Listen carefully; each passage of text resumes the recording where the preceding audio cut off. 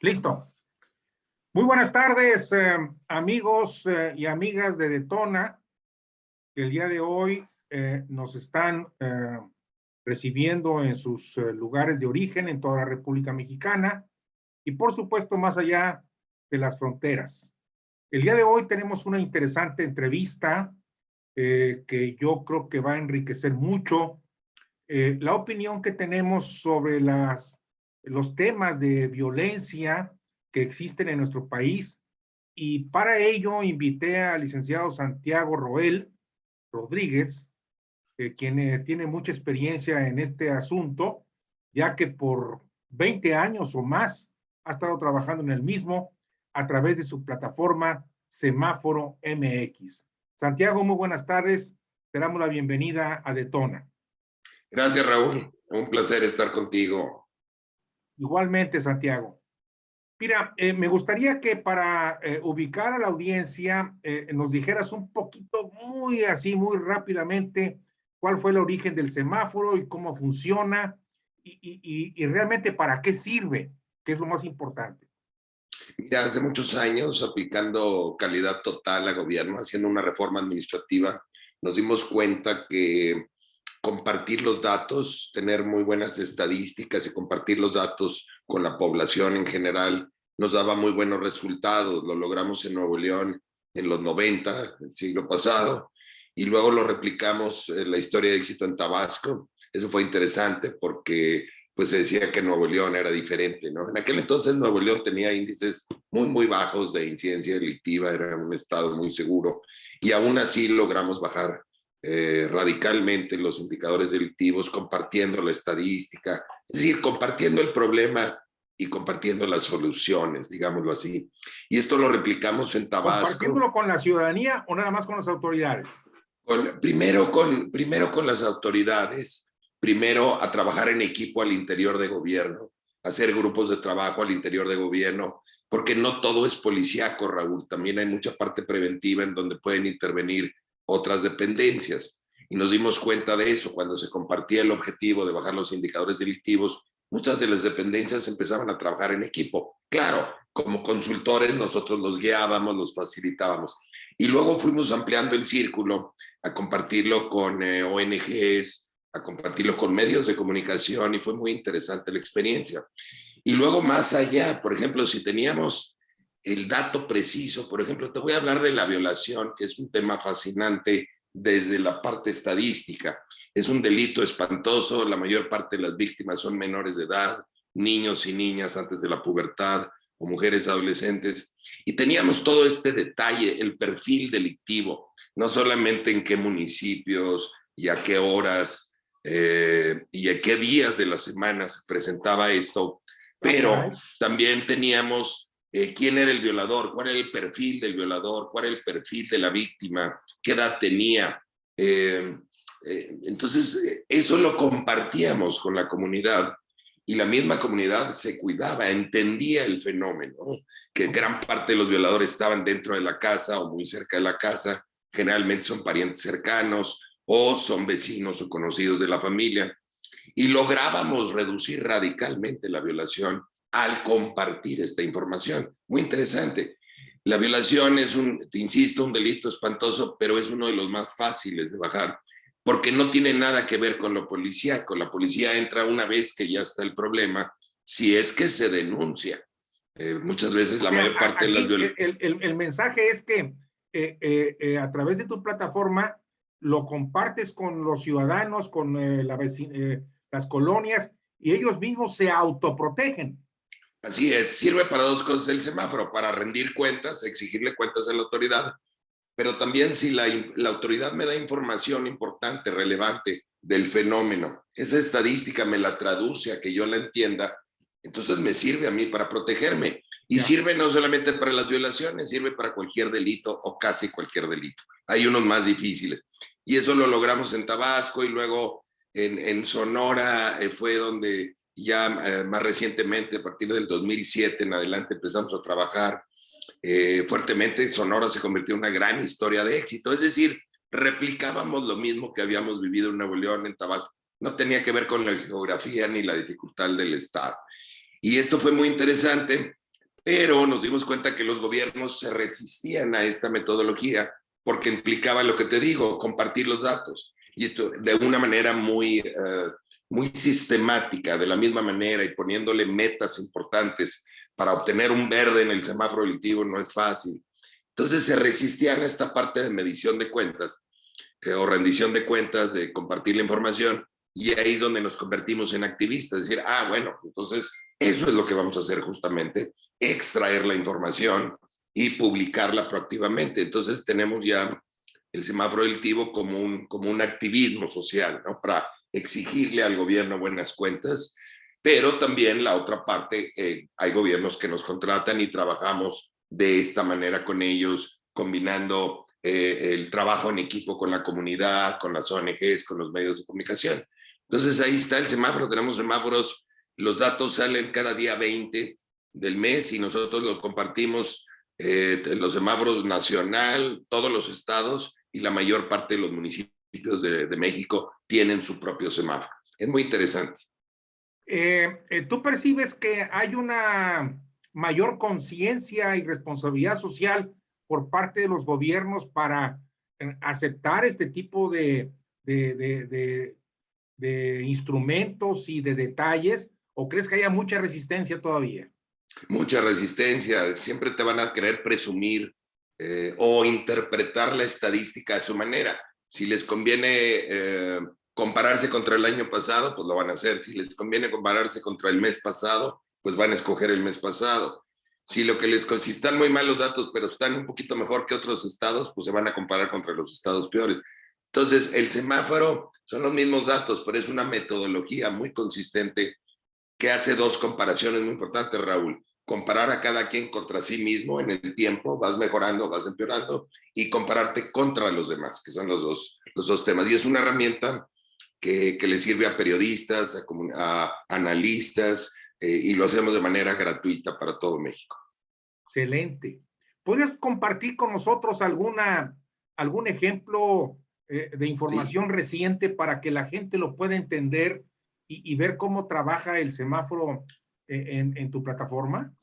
Pues déjame compartirte la herramienta, que es la más completa, y lo vamos a ver en vivo. Todo esto está, no sé si se puede ver ya la pantalla del semáforo. Perfectamente, se está viendo. Bueno, mira, esta es la de noviembre porque son los datos que tenemos. Insisto, el día 20 de enero van a salir los de diciembre. Entonces, esto se actualiza el mismo día 20, ¿no? Y aquí tenemos los diferentes delitos que monitoreamos. Desde estos homicidios, secuestro, extorsión y narcomenudeo serían los de crimen organizado. Luego tendríamos los más patrimoniales: robo a vehículo, robo a casa, robo a negocio. Robo a vehículo está en la frontera, ¿no? Porque también es crimen organizado, pero es patrimonial. Y luego tendríamos los sociofamiliares: lesiones, violación, violencia familiar y feminicidio, que es un caso extremo de violencia familiar. Hay muchos más delitos. En la parte superior es los datos nacionales, ¿verdad? Sí, este es el nacional. Del día al 20 de noviembre, ¿se acumula durante el año o es por mes? Este es por mes y luego hay otros que se van acumulando. Te digo, tiene muchas funciones. Pero aquí abajo tú ves, bueno, por estado, en los diferentes delitos, qué obtuvo cada uno de ellos, ¿no? Lo puedes ver por renglón o por columna. ¿Cuál fue el estado que obtuvo más rojos? Por ejemplo, aquí me aparece Michoacán con muchos rojos, o Nuevo León, y eso es comparando a cada quien contra sí mismo.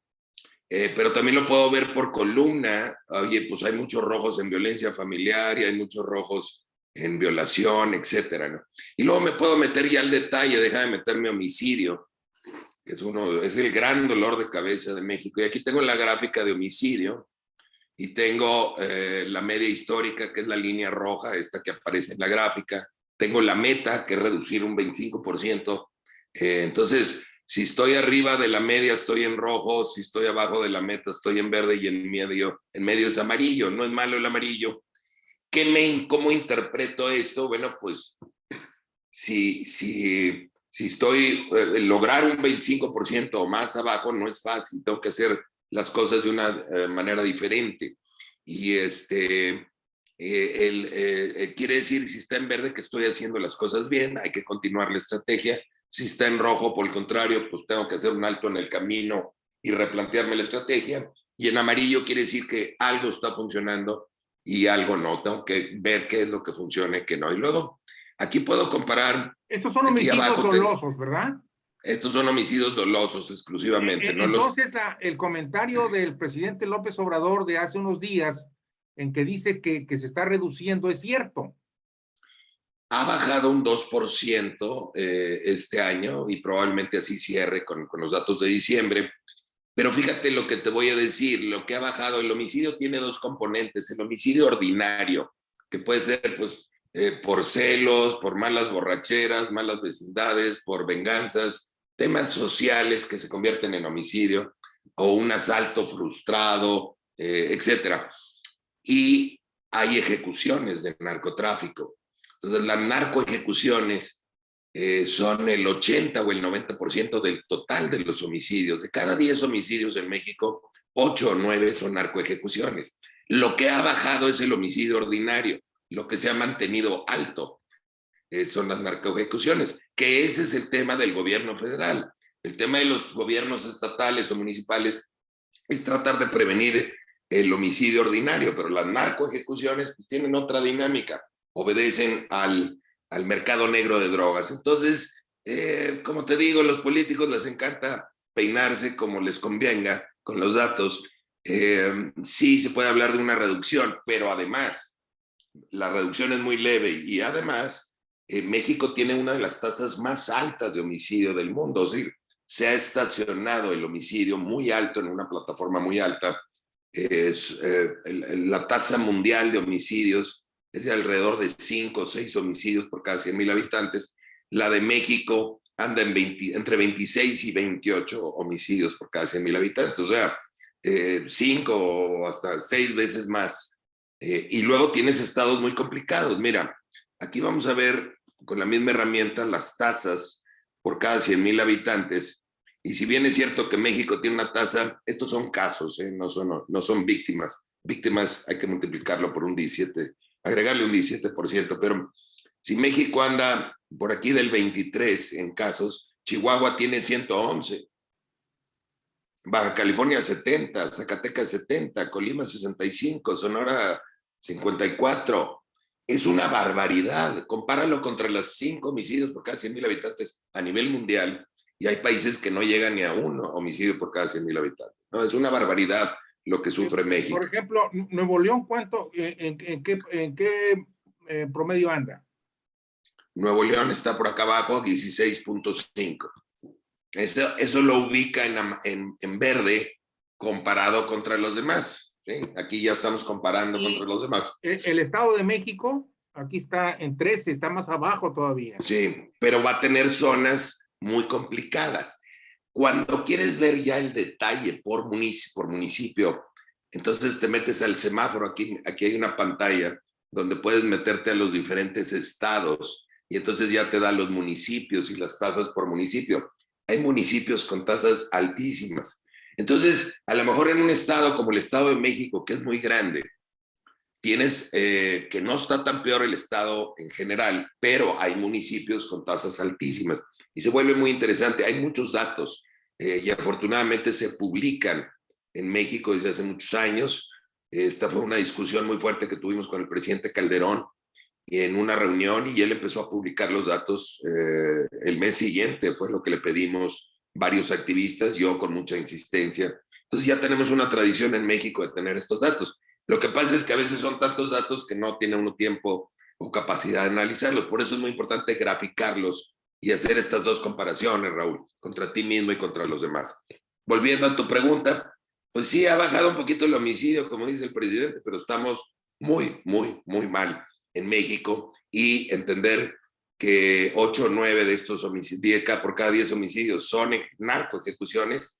Este es el dolor de cabeza de México, el mercado negro de drogas, y sigue su propia dinámica, no tiene nada que ver con las otras cosas que planteaba el presidente al inicio de su administración, que los programas asistenciales, que había que ayudar a los jóvenes porque esto iba a bajar esta violencia. No, el mercado negro así es, así opera, tiene mucha plata, tiene mucho plomo y se pelean los territorios a muerte, ¿no?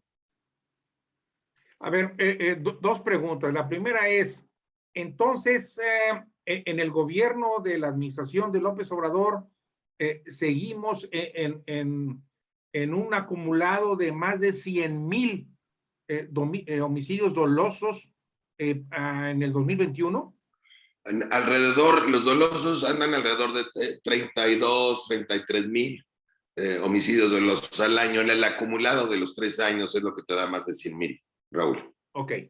Eso es lo que te comparan los analistas y te dicen, bueno, en estos años el arranque de este sexenio ha sido mucho peor porque te lo comparan contra los 2 sexenios anteriores, el de Felipe Calderón y el de Peña Nieto, ¿no? Y sí, en efecto, este ha sido el peor porque tiene muy altos el total de homicidios.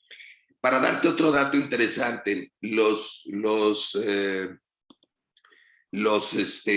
homicidios venían bajando en México hasta el 2008. Era muy claro, algo estábamos haciendo bien, y en Estados Unidos venía bajando, en México también, venía bajando la tasa de homicidios a 8 por cada 100,000 habitantes, fíjate, 8. Fue el punto más bajo, fue en el 2007. Nuevo León está al doble ahorita.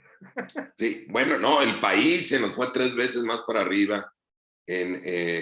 Algo pasó en el 2008, que es pues un poquito esta guerra de frente contra el mercado de las drogas, en lugar que lo inicia Calderón, meter el ejército, meter la fuerza, y eso no está tan mal cuando está colapsado un estado, pero además empezaron a capturar a los cabecillas de los carteles, extraditarlos, porque eso es lo que te pide Estados Unidos. En vez de resolver el problema Estados Unidos, se saca la DEA, se saca el problema pidiéndole a México unos cuantos cabecillas de carteles, y esto te provoca una atomización en los carteles y te provoca más violencia, ¿no? Es un tema ya muy estudiado.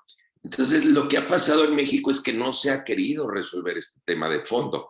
¿Cuál es la solución de fondo? Pues eliminar el mercado negro de las drogas. ¿Cómo eliminas el mercado negro de las drogas?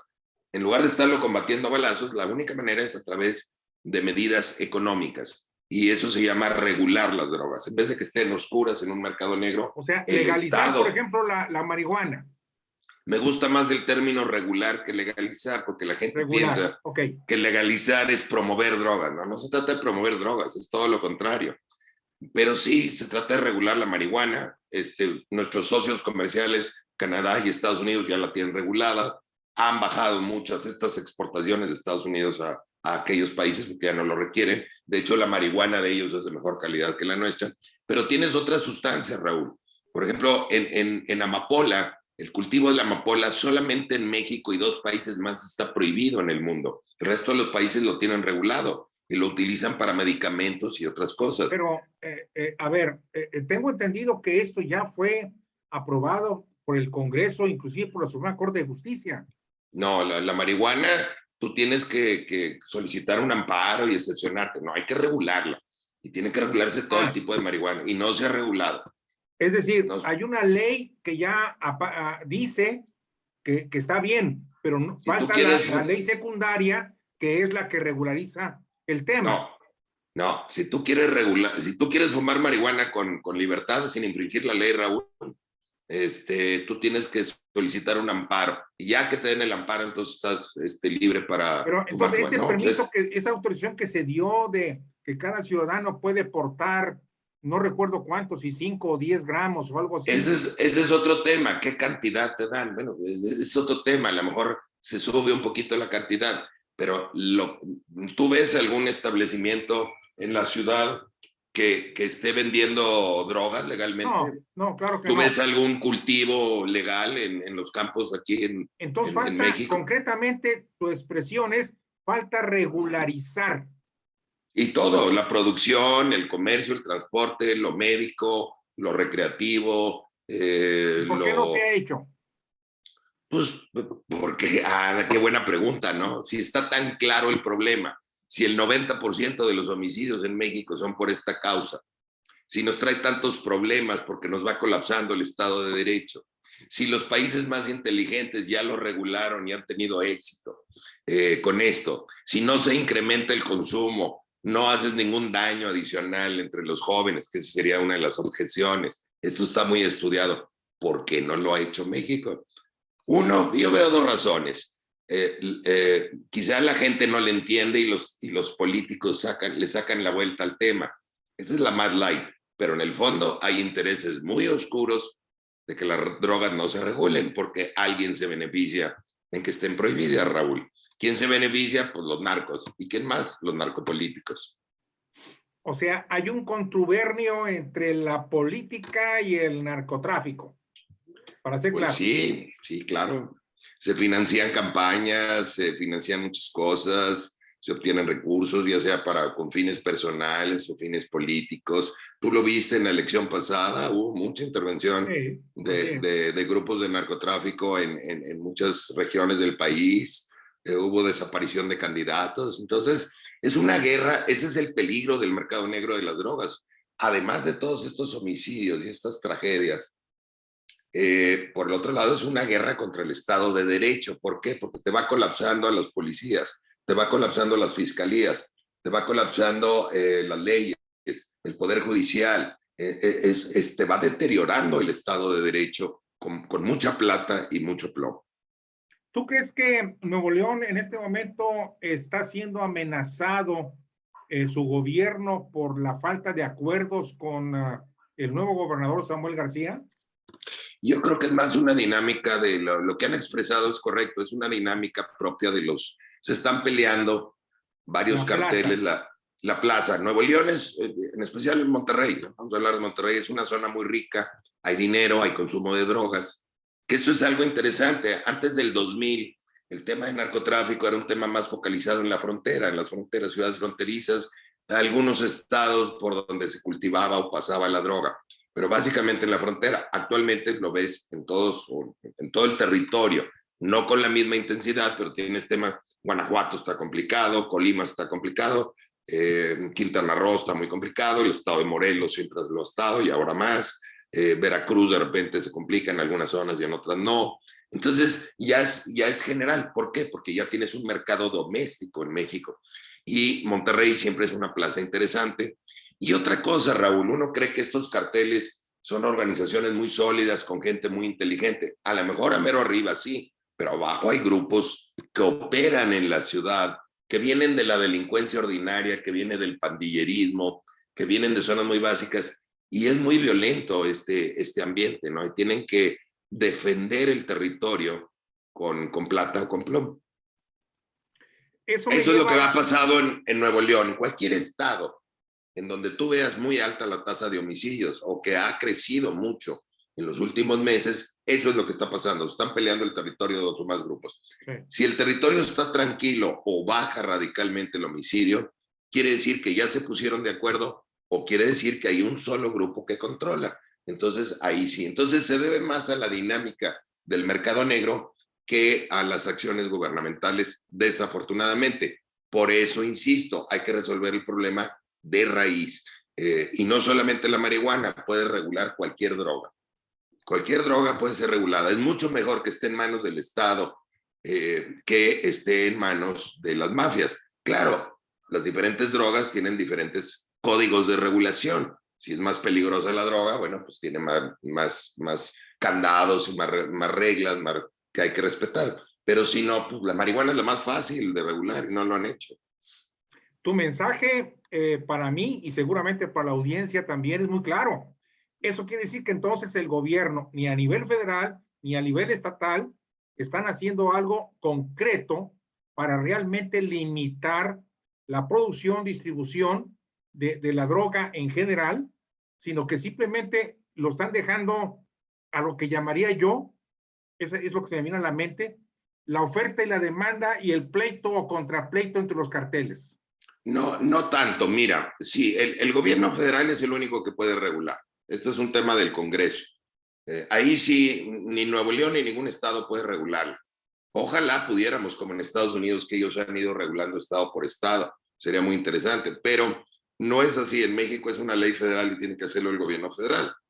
¿Qué es lo que pueden hacer los estados? Cualquier estado, coordinarte bien con las autoridades, coordinarte con el ejército, la Guardia Nacional, coordinarte con los municipios, depender de papá bien con gobierno federal. Y sí se ha logrado en Nuevo León, por ejemplo, si tú te acuerdas, el 2011 fue un año espantoso. Incluso pues había acá un toque de queda, claro, porque convencional, no salíamos de nuestras casas ya después de cierta hora. Y el trabajo colectivo de lo que yo te decía hace rato, del semáforo delictivo, trabajando todas las autoridades, compartiendo el problema con la sociedad, surgieron muchas ideas y surgieron muchas acciones y logramos reducir radicalmente esta violencia en Nuevo León. Fue muy interesante. Lo mismo se ha pasado en otros estados con diferentes variantes, ¿no? Pero pues eso es lo que puede hacer el Estado y eso es lo que está haciendo el gobierno de Nuevo León y seguramente el de Guanajuato y hacen lo que pueden, salvo algunos estados que ahí sí ya están tan colapsada la autoridad que acaban pues en un arreglo con el crimen organizado, ¿no? En Estados Unidos tampoco crees que resuelven. Sí han regulado la marihuana, pero les quedan muchas drogas. Pero en los países avanzados, el mensaje que manda la policía es: de la rayita para acá no te metas. Tú puedes vender la droga allá, que yo no me entere, en lo oscurito, lejos de una escuela, etcétera. No me toques a los policías, no me toques a la comunidad porque voy por ti. Eso es lo único que hacen, administrar el problema, que tampoco es la solución. La solución es regularlo y hay países que sí se han ido más allá, como Suiza, uno de los países más inteligentes en este tema, que reguló la heroína. Tengo entendido también. Holanda es un in-between, pero realmente como regulación, el mejor modelo es Suiza. Desde los 80 regularon la heroína, te la administran gratuitamente en las clínicas de gobierno o las autorizadas. Si tú eres un consumidor de heroína, te lo aplican ahí, una enfermera suiza, con metodología suiza, con calidad suiza, nadie se les muere, nadie se les contamina. ¿Qué fue lo que pasó? Pues desaparecieron todas las mafias, se acabó el negocio, porque te regalan la heroína. Fíjate qué interesante. Entonces, un tema económico. Nos estás diciendo, Santiago, que tenemos que, como ciudadanos,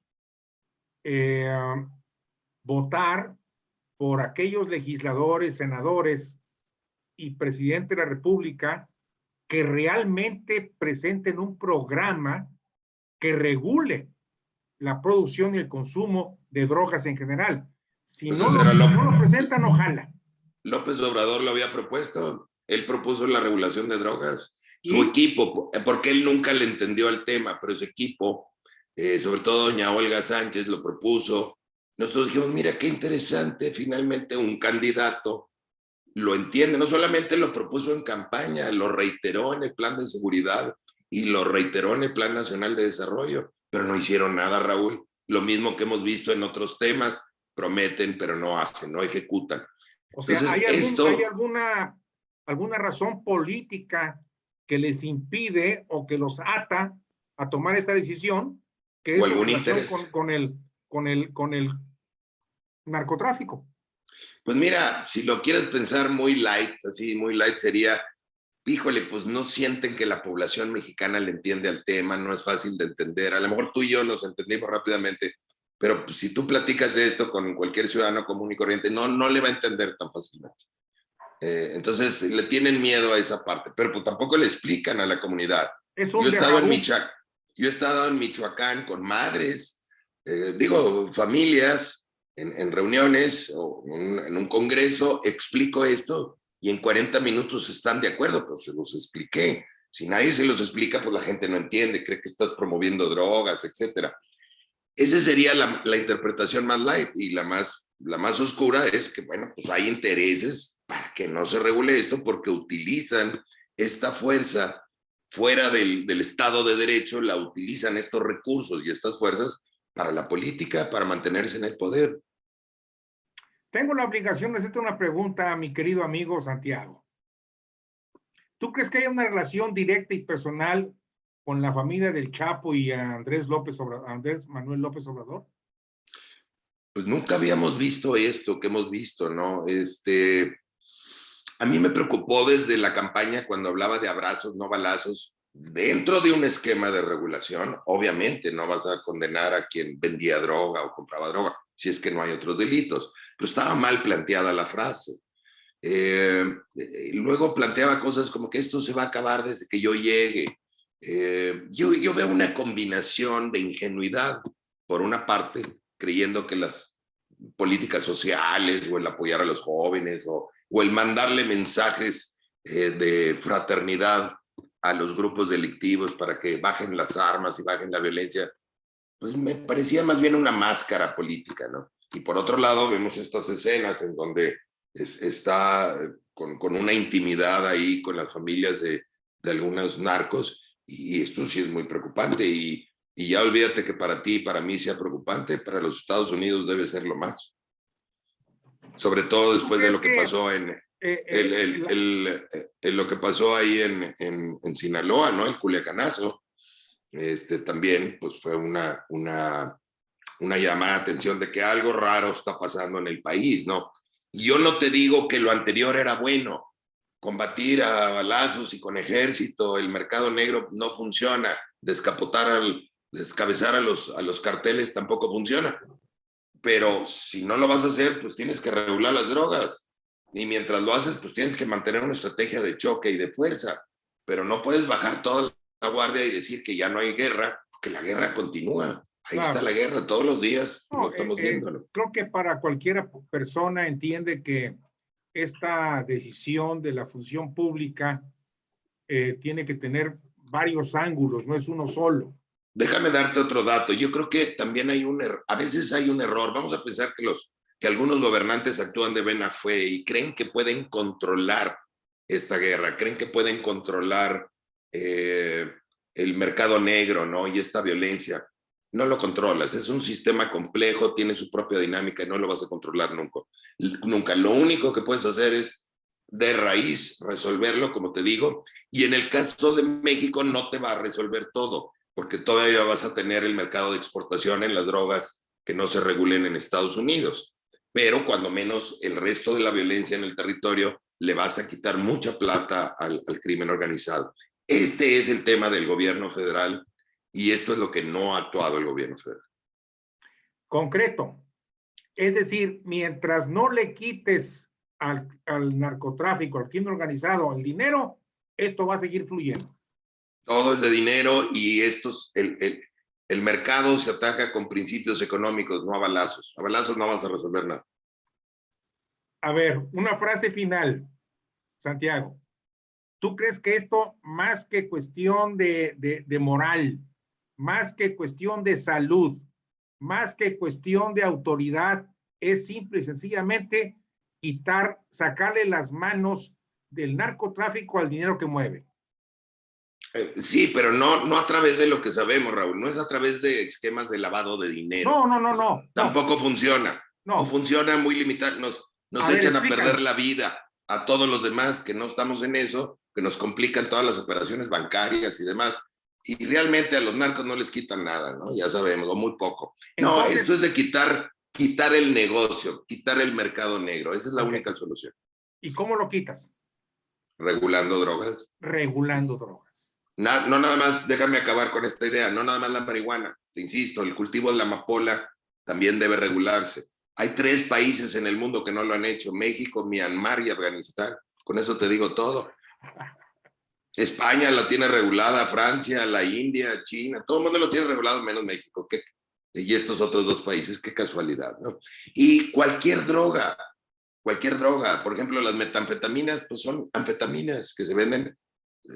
La versión legal tú la obtienes en las farmacias, la versión ilegal pues la obtienes de laboratorios clandestinos, pero todo puede. Si Suiza pudo regular la heroína y le demostró al mundo que cualquier droga, por más difícil que sea, puede ser regulada, pues no veo por qué no podamos regular cualquier droga. Claro, vas a empezar por las que tienen mercado local, insisto, el problema de Estados Unidos, pues ellos también tendrán que hacer un ejercicio de aceptación y de resolver el problema de fondo, porque pues cada vez es menos los carteles y cada vez más son las mismas farmacéuticas en Estados Unidos que fueron metiendo a su población blanca y de clase media al consumo de opioides, ¿no? Se les mueren más de 100,000 o alrededor de 100,000 ciudadanos al año en Estados Unidos. Aquí se nos mueren como 30,000 por el tema de los balazos, del narcotráfico, y allá se les mueren 100,000. Entonces, no sale ganando nadie con estas mentiras de que hay que hacerle la guerra a las drogas. Entonces también, ahora, pues que Estados Unidos haga lo suyo y nosotros hacemos lo nuestro, pero hay que hacer algo, ¿no? Algo diferente. ¿Tú crees que el narcotráfico está interviniendo en los reclusorios, en las cárceles también? Y esto ha Totalmente. afectado también el control de los mismos, y el caso de Apodaca, que ayer fue, pues realmente un botón de muestra. Siempre hay mafias muy metidas en los penales, en los centros penitenciarios, porque unos son un gran negocio o pueden serlo. Siempre hay corrupción alrededor de eso. Y luego tienes ese ingrediente adicional que puede haber estos carteles que controlan la ciudad o zonas de la ciudad, pues obviamente también controlan los centros penitenciarios, y no es fácil para la autoridad hacer limpias, ¿no? Y nunca vas a lograr la limpieza absoluta. Son medidas, son equilibrios y son controles para que esté en paz la plaza, esté en paz el centro penitenciario.